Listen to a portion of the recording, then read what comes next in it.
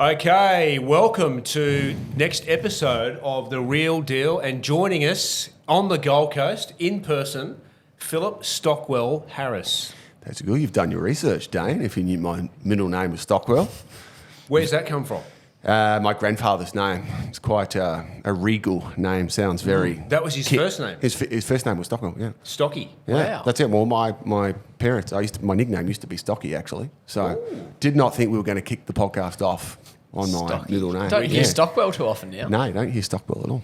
Phil, thanks for joining us. Pleasure. You've been very kind enough to do a sales session for our team this morning, and I said at the intro to that, you know, in terms of real estate, we started off our very first podcast talking about getting the right heroes and mentors. We absolutely put you in that category. Phenomenally successful business, but a real, genuine, great human, and someone that I've known for over a decade. And mate, love you and look up to you, and really appreciate our relationship that we've had over the years, being brothers in the industry, if I can use that term.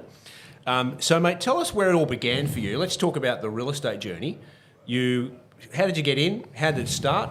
But maybe what listeners might not know, a few people might do, you know, that your past in tennis and how that all landed you here today. Yeah, I definitely, probably like a lot of us in real estate, there's not many people you meet go, I left school and wanted to become a real estate agent. It's kind of a more of a career path you either fall into or get forced into. Or a lot of people, you kind of bottom out in life. It's like, what do I do? I'll get into real estate. There's nothing else I can kind of can do. But I was about 19 years of age. So I'd spent early years, I wanted to be a professional tennis player. So anything I've ever done, I've done with like enthusiasm, and I was obsessed with tennis. I was fortunate that I grew up, my mum and dad had a court in the backyard, so I just loved it from since I was a kid, and that was always what I wanted to do. Got to 18, 19 years of age, it was very clear that wasn't going to be a career path for me. I could tell you lots of stories, but ultimately not good enough. And so had to either, go back and look at doing some study, go and get an apprenticeship, go and get a job, whatever it might be. And as fate would have it, I had my best mate at the time, his father was in cars. He was doing more kind of large corporate car sales, like in fleet. And he said, look, if I had my time again, I'd get into real estate, not cars, And I thought, okay, that sounds good. And I was weighing up. I was either going to head over to the US and just coach tennis in a country club over there, or I'd try and get a job in real estate. I think I ended up applying for about 9 agencies trying to get a job. So I'm 20 years of age at the time. And it's like, if a 20-year-old knocks on your door today, like it's, you can't just roll out. It's hard. It's a big call. It's a big call, And so I applied for a number of agencies, didn't get a job. And thankfully, Alf Talotta, who was my first boss from Ray White. Alf Talotta. Yeah, Alf. He's Is he still around? He is, yeah. I'm still really good mates with him. Still, we catch up every now and then. But he had a great little business in... And he'd be telling people, Phil started with me? Exactly, yeah. And so he's had a great business in Door Park, ran a great sales and property management. He gave me a job, and that was it. So I started at 20. I found it really hard. I struggled, battled away, and about 6-12 months in, it started to click for me. Yeah, and you're well documented, Lee Woodward disciple, did the course, got into it, changed your business, and then how long did you stay there for? I stayed there for 5 years. Okay. Yeah, so, but my first 6 months I sold one property, and I just, lacked confidence. I didn't know what I was doing. I was young, and I sounded young, and I looked young, and I was a hard prospector. Like, I'd knock on doors, and I wasn't afraid to make calls. I did a lot of cold prospecting, but I just couldn't convert. And I think the industry shifted a little bit now. There's a lot more younger people coming through. I think it's more broadly accepted for young people to sell your home. You've got to think going back 22, 23 years ago. It's like it was more, someone to sell your home would be a 35, 45-year-old.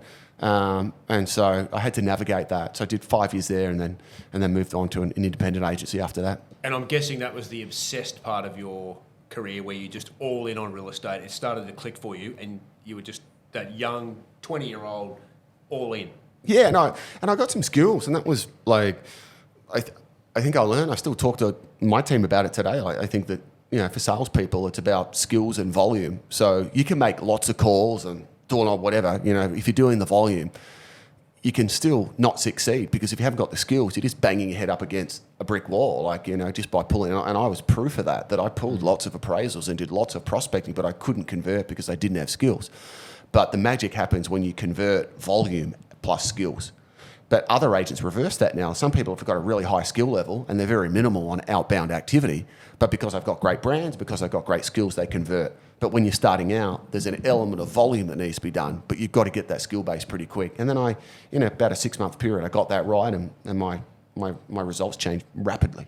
And after 5 years, what was your next move? Next move, I went to 2 Yeah, so I went to an independent agency in Adelaide.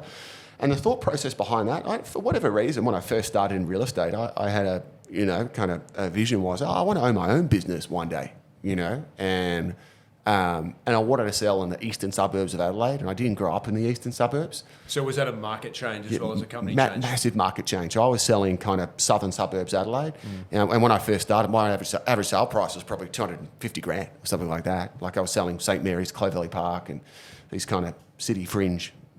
More kind of out of fringe really, and then it was a move to go to the eastern suburbs, and that was a massive market change because that was into effectively the high end of Adelaide. Yeah, and that was at the time very much the boutique, almost the McGrath of Adelaide. Is that a fair assessment? Yeah, phenomenal company. Yeah. So they had a run there for a decade or probably a decade or two really, where they dominated. Yeah, completely dominated, and they were probably great branding, great marketing, and not just South Australia, but probably one of the first brands I would say that really took marketing. Pretty progressive. Yeah, really took marketing and tech a lot more seriously than what the average real estate agent was doing. And how long did you have there? I had 5 years there. So Five? Basically 5 and 5, and then we started Harris in 2010. And can I ask, obviously moving markets to go up a different price range, was the skills transferable? Because I mean, a lot of people, once you're sort of established or got into a market, to make that move to go somewhere else, did that cause a massive disruption in momentum, or you kind of just kept it rolling? How did that go? I still kept a foot in both markets a little bit. Like I was conscious of not wanting to walk away from the marketplace that I was in. Geographically, that was problematic. Like the office that I was in on one side of town and the marketplace I dealt in was on the other. So I kept a little bit there probably for immediate cash flow, like to keep doing a couple of deals, but gradually started coming to the inner southern market. I think the skills ultimately are very transferable. I think that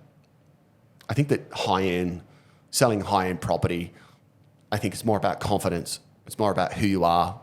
And I think you need to be a part of that market, not just trade in that market. So I think if you live in those areas and you socially mix with those people, I think that's an important part. I don't think it's something that you can just sub in and sub out of if you really want to be a part of high-end property. And so the day came 2010 to start Harris Real Estate. You had a business partner. Yeah. I remember that. You started. Yeah, two business partners. Business partners. So tell us about day one. It was chaotic. It was like starting a business. I think it's very different now starting a business than going back, when was that, 13 years ago for us. I think it's... I often ask myself this question, I'll ask you. Could you do it, if I said to you, you're starting from scratch again, could you do it again? It's a good question though, isn't it? Yeah. Because I often think it's an energy phase in a different state of your career. Not could you do it again, energy phase, but with the way the market is and how competitive it is, and it would be a very daunting process to build a business again to get it to the level that yours is. Yeah, no, you're right. I think it's, and I'm sure we'll talk more about it, but like I think that Harris, I think we've done some things really well. I think we've done some things really poorly in that time, made plenty of mistakes. And, as we all have. Yeah, and hopefully you try and make more better ones, and hopefully in these days we make less bad mistakes and more good ones. But I think as good as what we have been, timing I think played a really significant factor in when we opened our business. So yes. What do you mean by that? If you look at the demographics of the competitor, like if you look at the competitor analysis in the South Australian property market at that time, without mentioning names, it was an aging competitor cycle. So in terms of... So the biggest show in town had a ageing principle, as we can say. And if you look at probably the top 3 or 4 independent, and Adelaide had been a very independent market, particularly in the high end. Rob, you'd know with your... Owned it, yeah. Yeah, down there. Independent. Adelaide is a very independent market. I think there's reasons for that. I think that geographically, the population is only 1.1 million down in Adelaide. So I think that it's different to the bigger marketplaces where you need to absolutely specialise in a certain market. You can have a centrally located business and you can trade in and out of a lot of markets. Whereas if you're Sydney North Shore versus, eastern suburbs or... Far more specialised. You've got to really specialise. So Adelaide is that uniqueness of being a real kind of independent market. But when we started, the competitors were probably late 50s, early 60s. And I would say that I was the first brand across the line. I was 28 years of age at that time. So if you were either traditional old school shop, or if you wanted something completely, just through my age alone, was going to be radically different than anything else. Well, in the even your market. branding was at the time too. Well, we came out with a pink splash. brand. Yeah, so we came out bold. We had worked with a great designer, and we came out really bold. So we didn't try to hide away from being young. We went with young. And I think, sometimes they say, what do you either be best or first to market? Hopefully be both, and you can do really well. But we were definitely first to market. And then second behind that, like Alex and Nathan hadn't come out of the block set with Owens Castley. So they were a couple of years behind us. And so that probably gave us a run on as well. And so from a recruitment perspective, that enabled us to open up a lot of doors where if you didn't want the traditional shop and you wanted to go somewhere that was very database centric, modern, almost brash marketing, big on outbound call culture. I remember the eastern suburbs and thinking, the pink signs, I don't know if this is going to work. Yeah. It was. That's the industry was sort of talking like, I'm not sure about this. Yeah, but correct. It was good to see it go. Correct. So, so I think there's those things. I mean, first to market, timing was great, very different to the alternative. I think that played a factor in it as well. And just to give our listeners some perspective, you're currently now 220 team members. Rent roll is in the thousands. 3,500, yeah. 3,500. Sales team is 100. 100. So you're a big, powerful force. Tell me, go back to the beginning. Were you a focused recruiter, or did that something that just came naturally? They joined you for attraction. Did you actually handpick people at the beginning and go and target them? And is that still part of your agenda now? Well, I think, recruitment's definitely at the heart of it. I think recruitment's very, very misunderstood, and there's a sequence and a flow of energy to recruitment that I don't think people really understand. And it's, what comes first, chicken or the egg? And so when people hear about the growth and the scale of Harris, they say, well, Phil, first I want to talk about is just tell me about recruitment. Like, how do I get people to join your team? Well, to be perfectly honest, and my original competitors probably don't want to hear this, and they certainly wouldn't agree with it, we actually didn't recruit at all in that first year or two. Like, it was never outbound calls, and let me clarify that. It was Harris having an impact, Harris being culturally different, Harris having people inside our brand that started to succeed, and as a result of that, people would then ring me and say, Phil, I'm not really that happy where we are. Now, yes, I would recruit after that. So people would just reach out to me and say, hey, Phil, see what you're doing. You guys are doing great things. Do you think, would it be okay if we could just catch up and have a coffee? So people were effectively recruiting me. Now, I was converting. Now, I would say converting is different to recruiting. Now, back in those days, we upset a lot of people in Adelaide. The old brigade wanted to, they wanted to take us down, because the feeling was, you're recruiting all our staff. And we're at that stage, we weren't ringing people. People just wanted to join us because we were that alternative. It's almost like the cycle of life, isn't it? Where you've got, and you said something before about timing. I could almost say for our business, it was almost the same setup where we had, great big powerful businesses that had leaders that were on the closer toward, not on the end, but closer to the end of their careers than where we were. And we were the young, up-and-coming energy, come with us because you wanted something different. You didn't want to be part of, the traditional... Yeah, and I think, and we've got to be careful of that as well, because there is, unequivocally, there is a dysfunction and a misunderstanding between that generation of business leader, where I feel kind of sorry for some of them. They actually missed the mark. Yeah. And they could have dominated. They could still be going with thriving businesses, but there's still that baby boomer business owner out there that still haven't sorted out CRMs in their business. No. They just did not sort that underlying fundamental issue. I also think there's been a shift in the industry now where it used to be agency first, where the agency was so important about that brand and people would sell because of the brand. Whereas I think the power has shifted now. The power sits with the salesperson, and I think the responsibility of the organisation now is having a great brand is not an advantage anymore. That's the minimum level of entry to play in the game now. Yeah. So it's your brand is not the point of difference. That's that's the checkpoint to say it's your service offering. That just says you can play. Right? Yeah. So the role of the agency now is the operational platform of excellence balance, which is ultimately, can salespeople and property managers plug into your business and do one of two things? Either do more sales transactions, so more volume, or secondly, is it actually easier to do the same amount of deals that they were doing elsewhere? They don't want to grow, but they want it to be easier because your platform is better to use. And within that platform, how important is environment to that? I think the environment is critical, but you can get leniency if they're getting more volume or more efficiency. So the nature of the way the industry is structured, and we just spoke about this to your team. I mean, salespeople are purely individual. Like, it's very interesting, the makeup of a real estate space. We have employees and we have business partners all under the same roof. So even if you're on an employment contract, not a agents in conjunction, right? You're still it's a business to business relationship. It's B2B with salespeople, and then you've got employees who are the rest. And unless you fundamentally understand that, you're always going to be banging your head up against the wall. So it's a difficult space to navigate that culture because you've actually got our 100 salespeople. They're 100 business owners, and that's a very different relationship to somebody who's an employee, who might be an administrator or a property manager. So all of that culture is there to be weighed up. But going back to recruitment, where I was getting at, understanding the flow of recruitment, people want to talk about recruitment, but they don't want to talk about platform, and they don't want to talk about retention. And you can't have a conversation about recruitment unless you're going to have inside that same conversation. It's got to be a platform which is the best place for people to work, either more volume or more efficiency.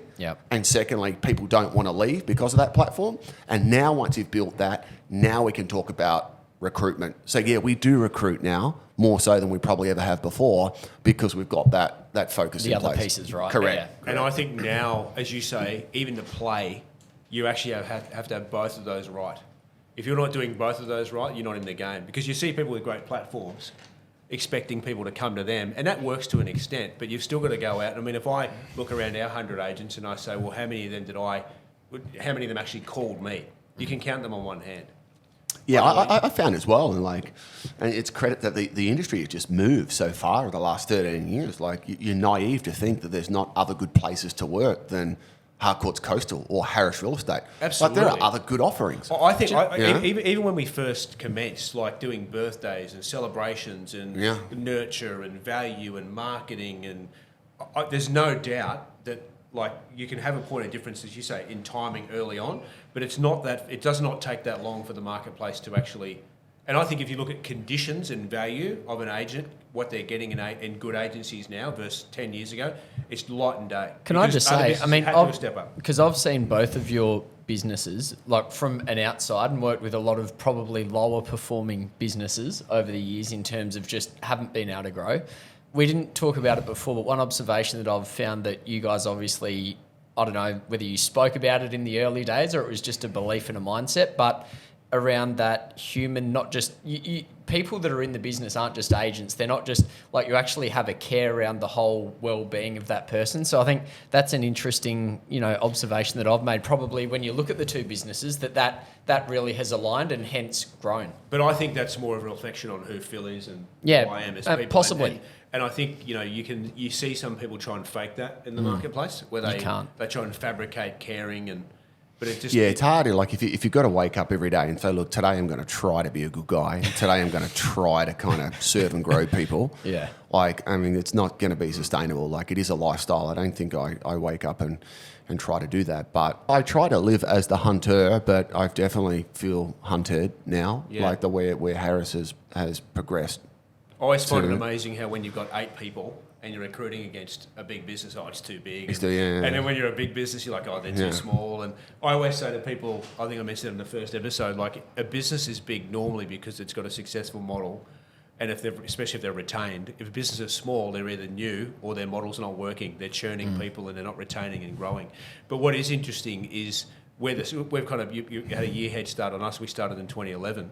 But what's really interesting now is you start to see new players start to emerge, and then you hear the chat and it reminds me of what we did. It's like, they're doing this and they're doing that, and can you believe they're doing this and offering that? And you're like, well, that's what they should be doing. And you actually have to be so aware that you're not becoming that, that sort of incumbent, entitled older generation on the other end. 100%. So what do you do to keep sharp in that regard? Just an awareness? Yeah, I think it's an awareness, but I have an acute desire to avoid apathy at all cost. And I think that's the phases of business. And we spoke about it before. He said, would you start your business again? When you're in your 20s and you're starting your business, you've got energy on your side. So that's a leadership strength in your 20s and maybe early 30s. You've got, energy and vitality on your side and less distractions. Like I wasn't married with 3 kids when I was 28. I was single and I had no other focus apart from building a business. So I could do it 7 days a week. And I also found as well, I was talking to someone about this the other day and they spoke about focus residue. And I thought it was a great analogy. And focus residue is like sometimes I just get home at night and I'm just like, I'm tired. I'm like, but how come in my 20s I could just work till 10 o'clock at night. I'll be back at the gym at 5 the next morning, take away Indian and a naan bread at 9:30. And you're fine. Whereas like you get home, I'm in bed at 7:30 and I read for an hour and a half, lights out 8:30, 9 o'clock and I need to charge. And I'm like, I'm looking at my recovery on my Whoop band. I got to hold myself together, But that focus residue of like, the older you get and the more things you've got in your life. I've got a wife and I've got 3 kids. And so without knowing it, you are expanding brain energy all the time. Like you're thinking about your kids. You're thinking about what's going on with the business. You're thinking about those 200 staff. You're thinking about your wife wants you to take time off next week to go to, so you've got all this expansion of energy that you're not even accounting to. I remember an Eric speaker in your 20s, you haven't got that. I remember an Eric speaker talked about you've got a certain amount of decisions, like decision fatigue. And they talked about you've got maybe 100 decisions a day before you start to get fatigue. And they said that's one of the reasons why someone like Steve Jobs used to wear a black shirt every day because it was just one less decision.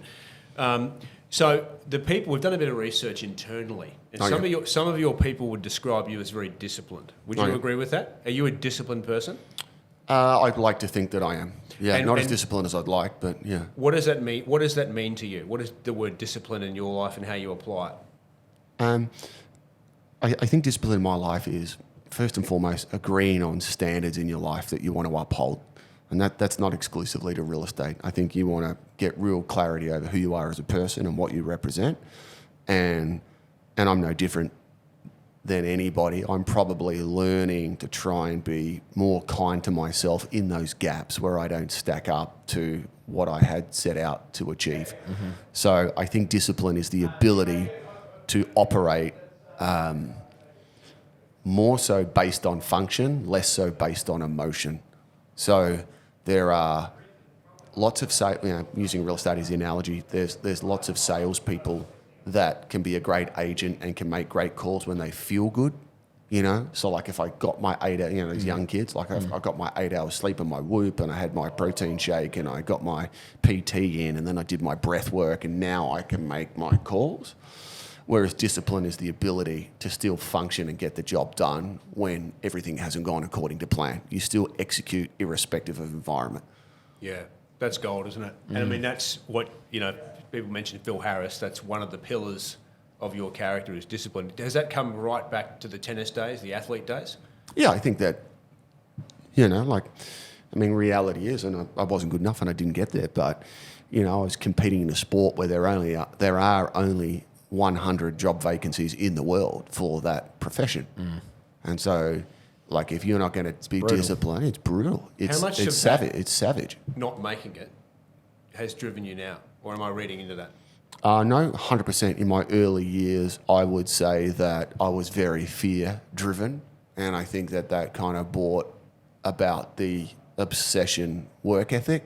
Well, it sounds like you're in a hurry. I mean, if you sort of made the decision that tennis wasn't it, then you went into an industry and you had one sale in 6 months, I'm sure there was a bit of pressure there in the back of your head saying, mate, what are you doing? Yeah, I was very, very fearful that, I don't know, whether it was guilt or I felt that like my parents had worked really hard to support me with tennis, and tennis is an expensive sport to back. You got to pack a bag and you got to head to Europe and you got to head to the US. You got to travel. It's an expensive game.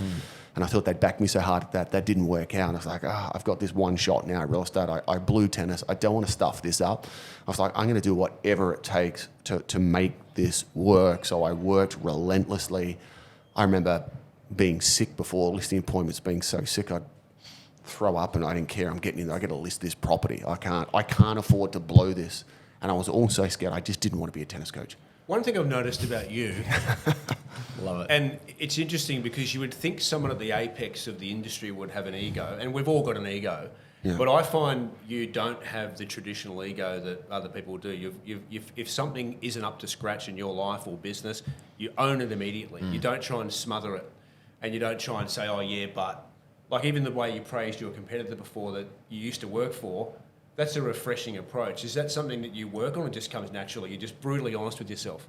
I think it's kind of instilled as a family culture. You know, I mean, I'm sure you guys have all read the book "Ego is the Enemy," and I think that's where we see, you know, not just real estate agents, but athletes, business people. That's where people come unstuck. And I think if you can take a more broader approach to what we're doing, which is, I mean, life is not fair in terms of the opportunity that I've been given. You guys have been given. Some people are born into really tough circumstances. You know, like sure. there is a lot of luck involved in the three of us sitting here today.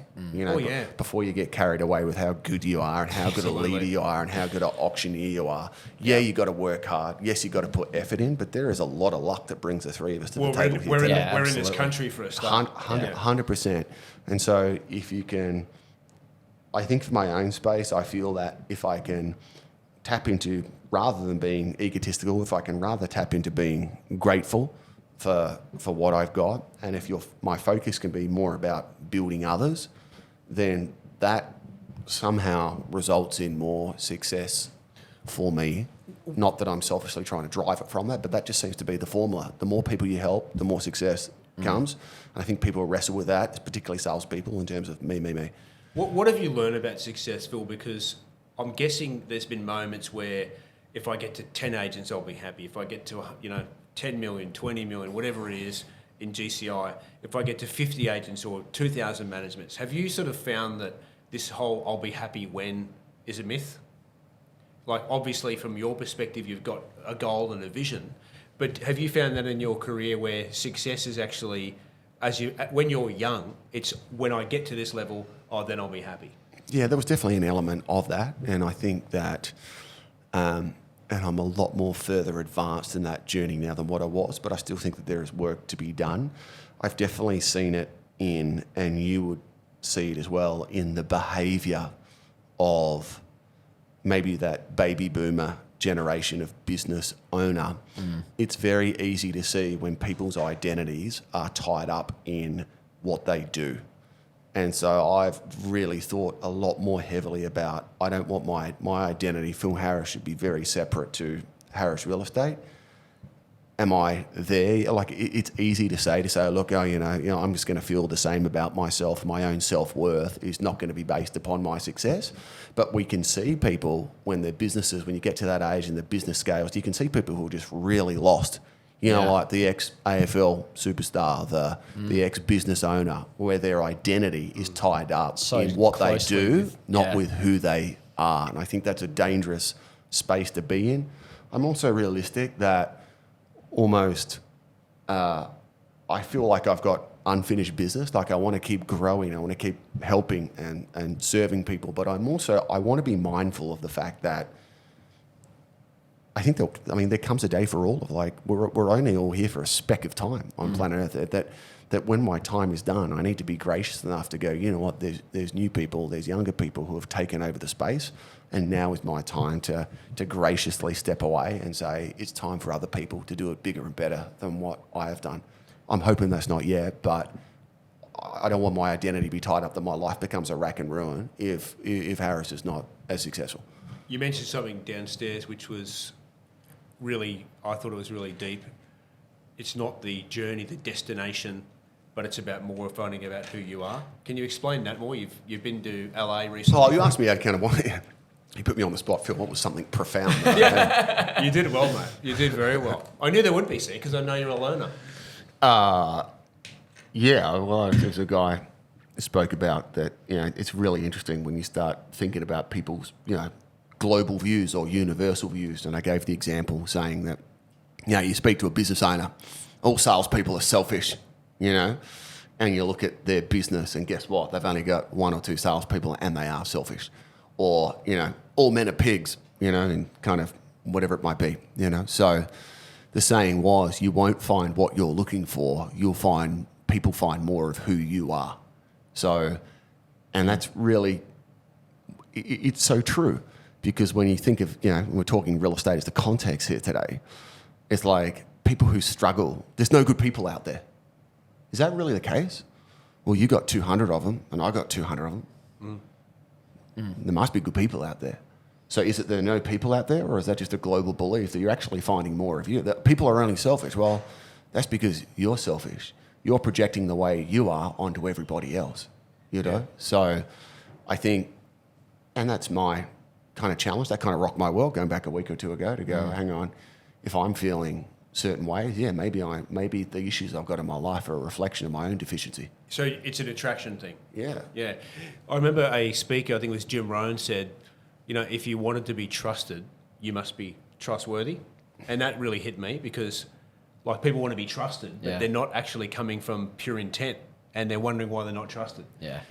Phil, your vision, being a man of discipline and a man of ambition, you're not finished yet. I'm quite sure of that, being 43 years old. Is that public knowledge? Yes, it is. Yeah, it is You now. can look it up on Wikipedia. I don't Phil, think I've got a page, mate. Oh, I'm sure you do, mate. I'm sure you do. What does the next decade look like? I've got certain aspects of my life that I'm crystal clear on. Like at 53, I want to try and be fitter and stronger at 53 than what I am at 43. So I think that Well, that won't be too hard. yeah, thank you. No, you're on track, mate. I think that, where health and well-being space is going now with what's available to come in terms of being able to maintain longevity and lifestyle is it's huge. Steroids. Absolutely, all of them, right? Yeah. But so the opportunity to live a long, healthy life that's available now with the tech and the things that are available. So I'm very clear on health and well-being in terms of the. And what are you doing for that? Is it a daily thing that you sort of you're just making sure you sort of do that every day? I mean, you like the discipline, so it's just breaking it down into those little. Well, apparently it's skincare routine. Your staff think I've got better skin than Yeah, Dane. I'll put my hand up. I'll own that. You do. He's got magnificent skin. too much time in the tanning salons up here in the Goldie. Absolutely. We're just we're big cleaner, big classier down From the manpower days. From the manpower days. So from a health perspective, the main thing, Rob, is just surround. There's really smart people in this space now, and so I'm surrounding myself with. I'm not going to go as far as saying that I hate that terminology, a biohacker. Yeah. But I'm definitely. I'm in the sauna 3 to 5 times a week. I'm in ice baths 3 to 5 times per week. I'm very selective with what I eat. I do engage in technology now around sleep and recovery. So That's the whoop band. Yeah. I just have this vision of an auctioneer doing 7 auctions and then going straight into the ice bath, like a recovery, resting the gavel hand. So, I've been fortunate. I've been very financially blessed, and so over COVID, I built a massive man cave out the back of my house. It's got full gym and saunas and hot and colds and all these sort of things, and so that's a passion. And I enjoy that, and I see what it does for me emotionally and physically. So I'm big on that space. But as I said, I'm not highly smart to sit here and talk about it, but I surround myself with people who are highly smart. So I do have a coach in those areas who helps me out with supplement intake, what blood tests I should be getting done, what time I should be getting to bed, what amount of recovery that I'm tracking that I am getting, the required amount of sleep. I am checking my HRV levels, making sure that I am, feeling in a relatively good space. So I'm doing those sort of things. So then from a 10-year vision from a work perspective, I've got some hefty goals, what I would call a BHAG in the words of Jim Collins, a big, hairy, audacious goal of where we'd like that to be, but I'm more focused on the next 3 years. So next 3 years, I'm crystal clear with our team. We have a vision. We're currently doing 2,500 sales per year. We want to be at 3,500 sales. Yep. We're at 3,500 managements. We want to be at 5,000 managements, and we've got a very clear plan through organic and acquisition of how we want to get there. That's what the next 3 years looks like. And then beyond that, we've got a few kind of things up my sleeve for sure. So clarity on the 3. That's intriguing. Not crystal on the 10. Yeah, that's intriguing. None you want to share on the podcast? Oh, nothing kind of. And how many do you take You can't. I get it. in terms of, have you got a big team that you sort of, or how big is the team that you're taking and working on that journey with?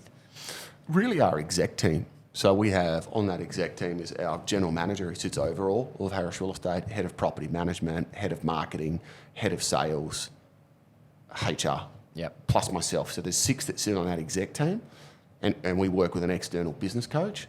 And I would say that everybody on that team is very, we call it Project 3500, 5000. Like everybody's crystal clear. And it's important that that team is on that, because every decision that you're making from a marketing perspective, from a HR perspective, if you're going to engage in new technology or new system or new process, it's like, guys, what you're building, it needs to be able to cater for Support the 5,000 managers. There's no point going, okay, this tech supports us for 3,000 managers. Yeah. No, we're 18 months away. We're going to have 5,000. So, okay, that might work for now, but is it going to work for 5? So you've got to get everybody thinking bigger so we can actually, you want to create the platform first and grow into the platform. Which is what you're saying for recruitment at the outset. You know, it's getting the platform so that you can then grow. Yeah, and because if you go the other way, which is you scale first, bring on the volume without the platform, then subconsciously you're going to resent growth because it's going to come with real unnecessary pain. And I think that's a real blocker definitely for salespeople, is like, you're writing a certain amount of fees, you want to double your business, but you're not prepared to invest ahead of the growth cycle, which means every single time you grow, you haven't got the systems or the structure in place to actually keep up. So if you're doing 3 deals a month now and you go to 6 deals a month next month, and you haven't got on a PA and you haven't got your systems right and your process right, you're going to have serious pain affiliated with growth. There's going to be pain with growth no matter what, which is why get the system right and then grow into that system. And I've got no doubt you'll get there with your goals. Maybe. The interesting thing, watching your growth in terms of your partnership model, we've got partnership models in our business, and I think about agents that go out there, open a business. You said it before, it wasn't a criticism of real estate businesses, but a lot of them just don't get it right. There's no value offering for agents. They're trying to be principal, they're trying to be property management leader, they're trying to be a dad, they're trying to be whatever it is. Yeah, multiple hats. And the salesperson. And I see big growth in the model you're already rolling out, which is a top agent who's the primary income earner of a business, partnering with a business where they don't have to be HR, recruitment, events, training, tech. They can plug into someone else and have maybe a lesser percentage of a business that's going to be far more sustainable and likely to grow than, if I was to partner with someone like you, than to try and do it on my own. So this obsession of having it's mine, my name on the door, 100% of it, I'm joining Harris and I'm going into business with you because I know that I don't have to replicate all those services. Is that a big part of your strategy as well? Yeah, definitely. It's also like understanding the models that are out there. I think that there's always going to be certain individuals that want to go and do their own shop. And not only do they want to go and do their shop, they should go and do their shop because they're the people who have got the right, and that's a very select few, who have got the right mindset. Like you go and open a business because you want to serve and grow others. Like leadership is about bringing greatness out of others, not about elevating yourself. Yeah. And so those people that go and do that, go and do that. And it's very obvious to see the difference in the two. Yeah, absolutely. Well, the real mastery is actually being aware enough to know which of those two you are. Yeah. Yeah, but then the counter to that is that we have an industry, without mentioning the big brands, that is fascinated where you can have a shop with, I think the average size of an agency in Australia is about 10 staff, right? So you're not talking big organisations, but the culture of the industry is like you can have, as soon as a salesperson starts writing $300,000-400,000 grand in some of these organisations, that head franchise is ripping that salesperson out to put a competing office down the corner. Yeah, and I think... And it's glorified to have principal on your business card. That's right. And well, it's almost like the next logical path of growth is, I'm a top agent now. I've won some awards. I'm getting some success. Next step is I'm a business owner. Even externally, I know that friends and family are asking those top agents, well, when are you going to open your own show? As if that's some kind of logical step. But as we know, it's not. I know that there's people within your business and ours that if they went and actually competed as business units, you take Tom Hector out of your business and he goes into a big franchise award system, he's probably going to win the office awards. For the volume he's doing, Not the salesperson awards, the office awards. Yeah. So you've got big businesses plugging into businesses like yours, but I'm just interested, do you see that as a big part of your growth strategy? I think we're going to start to see absolute night and day in the way that the industry moves forwards. Yeah, I think it's an arms race for platform now, for scale. Well, I think you're right. I think that it is, like you were saying before, not just the brand. It is 100% about the agent. Where I think the brand previously probably played more of a part in more sort of shops versus now. It's what you're providing for the agent to leverage what they're doing. We're seeing that in our market now. It's Massively. the top three proper businesses that are doing a great job in that agent service model are absolutely growing. And it's almost like now when someone leaves a business other than those three, it's I'm going to those to three. open. And I think that's what we're going to start to see now, which it hasn't been possible before, and I think this is kind of the next frontier of where the residential real estate space is headed, is I think you will start to see some monsters evolve now. Before it wasn't possible to do, but now because of technology, real estate's been a business that's been very, very hard to scale because it's so disjointed. The tech stack is still dysfunctional. There hasn't been system, there hasn't been process. Even inside some of the franchise offering, you're getting a brand, but what sort of system, tech, platform you actually get behind that? So what comes now with scale, when you start going 200, 300, 400 staff, whatever it might be, you start to get areas of of specialisation where you have got a head of marketing, you have got a head of sales, you've got multiple other people in sales management, you have got full-time IT support services, you have got full-time HR services. And so one's ability to dominate in an industry now is, as I said, it's an arms race for infrastructure, which is that big organisation that can provide specialised one-on-one sales coaching, specialised one-on-one database training, specialised, the list goes on and on. The 10-staff corner store organisation, even though they've got access to the same tech and the same platforms, it's actually not about access to tech, it's actually your ability to implement it and roll it out. Execute. And execute With it. personnel, But you do not have the personnel at a 10-man shop to compete with that. No. And so I think that there is a potential we're going to see some seriously scaled businesses across the country. Phil, you've been very generous with your time and knowledge, and I think a great way to close the discussion is I want you to, because you would have had these discussions many times, right? You've got someone in your office a bit flat, a bit jaded, energy's wrong. Coach Harris, how do I get out of this funk? How do I turn it around? Get me out of this funk. Because there's people out there listening right now that they might not be aware of that, but I thought that'd be a great way to finish because you are a great mentor and coach to your team. So let us in on some of those conversations. So they're in a funk as a salesperson? As a salesperson, yeah. And they're just, their energy's wrong. They're blamey. They're on the back foot, but they're at the point where they've actually acknowledged it and they want to take the next step. Okay, how do I turn it around? Probably because they've been avoiding the activities, no doubt. But yeah. How do you start that person's journey to turn their business around, turn their life around? Well, whether it's a salesperson in a funk, whether it's a property manager, or whether it's you and I, it's something that we all go through, right?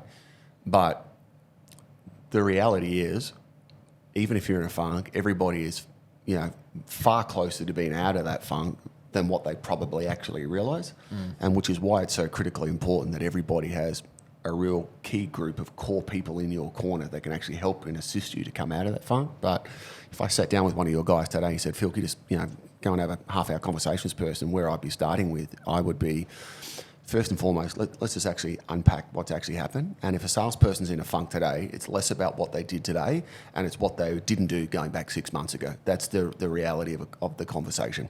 So if I said go out there and get some listings today, it's very, very hard to do that. It's like, what did the prospecting and nurture plan look like 3-6 months ago? And today's symptoms are a result of the lack of effort or whatever it might be 6 months. Yeah, right? So then if we go back and we address upstream, now let's actually try and uncover what that problem was, because this person might not have a problem, a listings problem. They might have a personal grace problem in their life, which is let's actually unpack what was going on in your life 6 months ago. Well, actually, I just went through a separation and actually it was pretty traumatic, and I actually moved house and I moved my kid's school, and it was okay. So is it actually reasonable? Are we actually being a little bit harsh on ourselves, or is there actually some actual issues? Or can we actually go, you know what, maybe let's give ourselves a bit of a pass out on this one. And you know what, my business is not quite where we want to be, but we were actually dealing with some issues 6 months ago, right? Or it might be a lack of activity or whatever it is. So you want to unpack the problem of what that is. Secondly, I'll be trying to reconnect somebody with when it was going well. Okay, let's just kind of wipe the blackboard for a moment. Let me wind back the clock. When was the last time you felt like your business was in a really good space? Okay, well, it was a year ago, and I remember it was October last year. October last year, I sold 11 properties in that month. Okay, I want to connect that person with that space. So tell me about what happened in October. Well, straight away you'll see their energy shift. Right? Oh man, I sold 11. I did 3 auctions. I did 2 on the waterfront down here. Mate, it was going, okay, great. Tell me more about it. Okay, did you enjoy it? Yeah, I loved it. Okay, tell me about the months leading up to it. What did you do? And then before you know it, you've actually got this person to realise that there is a way forward, that they've done it before, okay, and they can do it again, and you actually haven't given them any information. You've actually just reconnected them with what they already know. So the whole thing with real estate, you pay speakers to come in and train your staff and all this sort of stuff, which is all great, but the reality is it's not about knowing what you should be doing, right? You already know what you should be doing. The powerful question is, why are you not doing what you know you should be doing? If you can kind of unpack that, Dane, right? Like, there's no new information, right? We spoke to your team this morning. Was there any kind of lightning bolts that kind of came out of that? It's all the same stuff. So we want to start tapping into salespeople. You tell me what success is. I could sit down with any one of your sales guys. So on that whiteboard, I want you to spend 10 minutes, no, 5 minutes, and just map out a really simple plan that you think would underpin a successful real estate agent's career. And every single one of them would come up with it. So I want to know, let's unpack why are we actually not undertaking these activities, and let's be a bit kinder to ourselves, because maybe we've had a few things on the go that have prohibited that success. And if it's not, let's own it. Let's cut ourselves some slack, but let's start breaking that down to some daily performance metrics that we can own and move forward. Could not think of a better way to finish. Thank you, Phil. Stockwell Harris. Good guy. Thanks, Cheers. mate. Thank you, mate.